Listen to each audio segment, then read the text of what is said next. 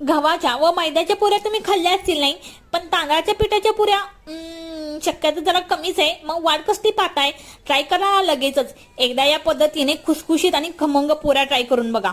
हो, थोड्याशा तेलकट बनतात, पण उतना तो चलता आहे, कारण आपण हे पीठ पाण्यात उकडवून घेतो ना, त्यामुळे त्या तेलकट होतात. आता करायचं काय आहे, 1 वाटी पाणी आणि 1 वाटी पीठ असं याचं समीकरण घेऊन उकळत्या पाण्यात जिरे मिरचीची पेस्ट टाकून 1 चमचा तेल व मीठ टाकून तांदळाचं पीठ यामध्ये लाटण्याने मिक्स करून घ्यायचं आहे. कोठेही गुटळ्या ठेवायचीच नाहीयेत आपल्याला. मग 2 मिनिटे आपल्याला पीठ वाफवून घ्यायचे. आता गार पाण्याचा हात लावत पीठ मऊसर मळायचं. आता याची गोळे तयार करून पुऱ्या लाटायला घ्यायच्यात. पुऱ्या लाटताना तेलाची बोटं लावून लाटायचं आहे आणि लाटण्याला सुद्धा तेल लावा, म्हणजे चिकटणार नाहीत. फार मोठ्याशा पुऱ्या लाटूच नका, नाहीतर मग ते तेलात फुटतात पुऱ्या बरं का.